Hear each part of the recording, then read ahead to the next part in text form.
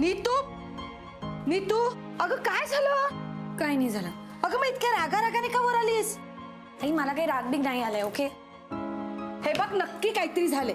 मला सांग मावशीकडे गेली होतीस ना? हो गेले होते मी आणि तुझ्या त्या कोथिंबीर वड्या पण दिले. मग मावशी काही बोलली का? नाही बोलली आई. आणि मला आता कोणाशी बोलायचं नाहीये. सो प्लीज मला थोडा वेळ एकटा राहू दे. मला एकांत हवंय प्लीज.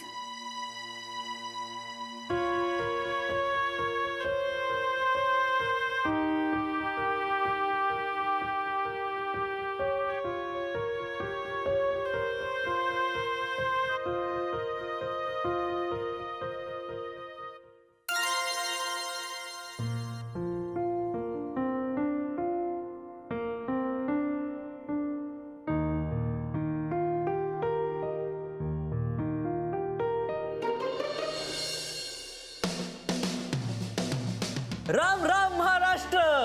आभास की भास, एक तास जगण्याचा खरा टाइमपास या कार्यक्रमात मी आभास तुमचा आभास पुन्हा एकदा तुमचं स्वागत करतो. राग, रुसवा, अबोला ही सहज मानवी वृत्ती.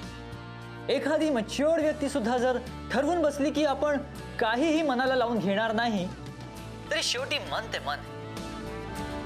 मन अपने मन का मालिक. ते कधी ना कधी काही ना काही वाईट वाटून घेतच. आणि त्यात काही चुकीचं नाहीये.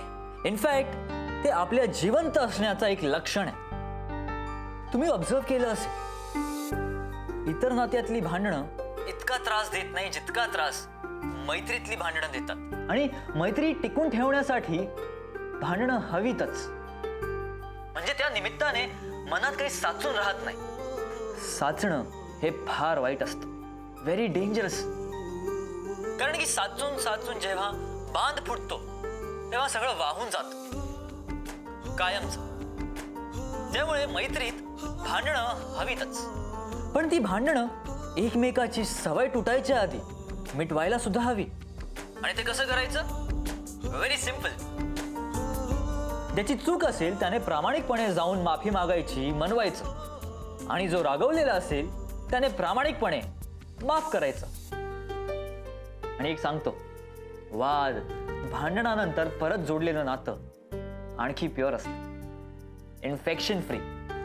थोडक्यात मैत्रीतली भांडणं म्हणजे पेस्ट कंट्रोल सारखी, गैरसमजाची वाळवी मारणारी.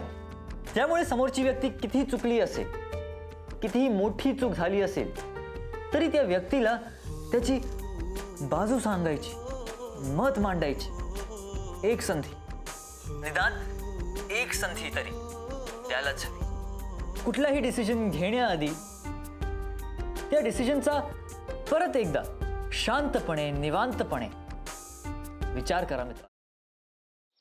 खरंच गाडी शिकायची यार. आणि मी रोज प्रॅक्टिस करते ना प्रॅक्टिस. काय तर प्रॅक्टिस करते सांग तिला. क्लचवर पाय ठेवते आणि गाडी नुसती भुरभुर भुरभुर भुरभुर. इंडिकेटर लावा म्हणलं तर वायपर लावून ठेवते. गाडीचं स्टेअरिंग तर असं फिरवते जसं काय लहान पोरांची गाडी आहे. बास हा. खूप झालं. मी तुम्हाला इथे मदत मागायला आली आणि तुम्ही मलाच डिस्करेज करू नका.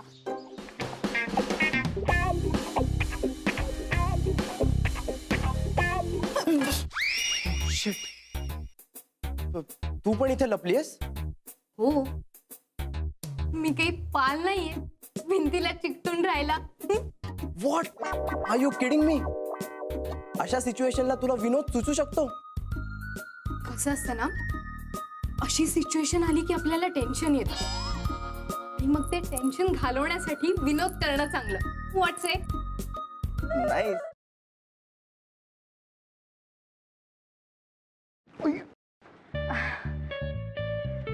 सॉरी. It's okay. हे एक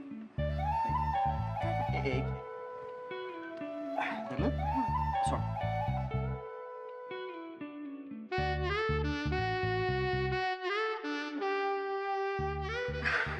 अरे थँक्यू.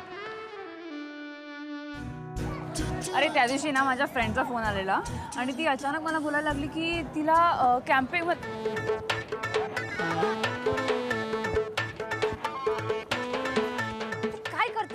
मी पळतोय. ह्याला पळणं नाही म्हणत, ह्याला जॉगिंग म्हणतात. आणि ह्यांनी करून तुझी ढेरी कमी नाही होणार आहे. गपे, ह्याला पळणंच म्हणतात. मी असंच पळतो. तुला पळायचंय तर पळ. अरे पण तू का पळतोयस? अरे आपले मित्र आहेत ना, त्यांना विचारायचंय त्यांची युवागिरी काय आहे.